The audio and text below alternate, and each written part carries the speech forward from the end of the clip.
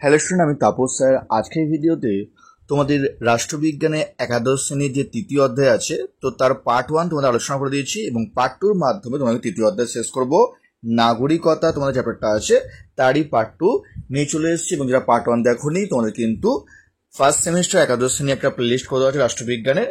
সেখানে তোমাদের যাবতীয় ভিডিও প্রথম অধ্যায় দ্বিতীয় অধ্যায় সব দিয়ে দেওয়া আছে। দেখোনি অবশ্যই তোমরা কিন্তু প্লেলিস্টে গিয়ে দেখে নিও।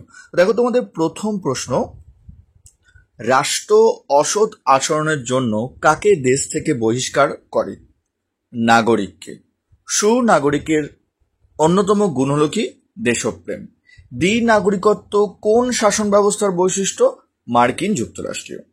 নাগরিকতা অর্জনের পদ্ধতিগুলিকে কয় ভাগে ভাগ করা হয়? 2 ভাগে ভাগ করা হয়। কেমন? তার ব্যাপারে প্রশ্ন, কৃত্রিম উপায়ে নাগরিকতা অর্জনে কোন পদ্ধতিকে বলা হয়? অনুমোদনের মাধ্যমে অর্জিত নাগরিকতা। সিকিম ভারতের মধ্যে অন্তর্ভুক্ত হওয়ার পর সেখানকার অধিবাসীরা যে পদ্ধতি অনুসারে ভারতীয় নাগরিকতা অর্জন করেছে সেটি কি? এটা মনে রাখবে, অনেক সময় গোয়া আসতে পারে, ঠিক আছে, কিছু রাজ্য এরকম দিতে পারে। তোমাদের কিন্তু উত্তর হবে একটাই, সমষ্টিগত নাগরিকতা।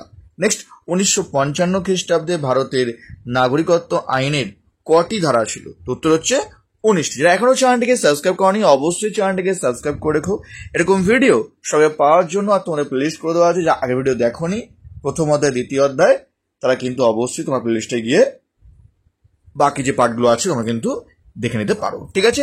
নেক্সট, তোমাদের পরের প্রশ্ন, নাগরিকতা বিলুপ্ত হওয়ার একটি কারণ লেখো। যদি কোনো ব্যক্তি অন্য দেশের নাগরিকত্ব নেয় তাহলে তার কিন্তু নাগরিকতা বিলুপ্ত হতে পারে। নেক্সট, সুনাগরিকতার পথে প্রতিবন্ধকতা হলো কি?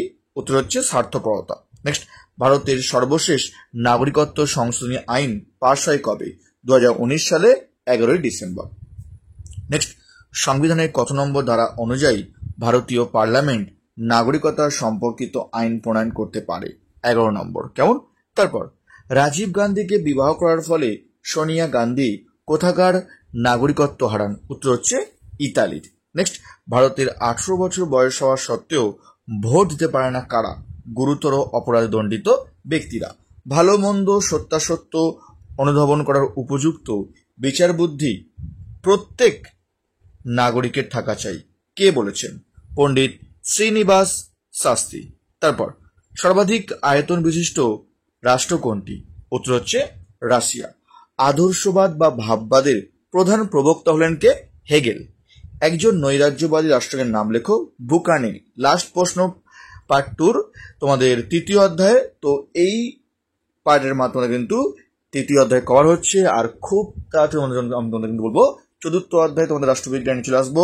ইম্পর্টেন্ট প্রশ্ন, লাস্ট দেখো প্রশ্ন, সুন্দর জীবনের জন্য অবকাশ অপরিহার্য কে বলেছেন? উত্তর হচ্ছে অ্যারিস্টটল। তো এই ছিল তোমাদের একাদশ শ্রেণীর ফার্স্ট সেমিস্টারের রাষ্ট্রবিজ্ঞান তৃতীয় অধ্যায়ের পার্ট আলোচনা করলাম। এখনো চ্যানেলটিকে সাবস্ক্রাইব করনি, অবশ্যই চ্যানেলটিকে সাবস্ক্রাইব করে রেখো এরকম ভিডিও সবাইকে পাওয়ার জন্য। তো আজকের মতো এটুকুই।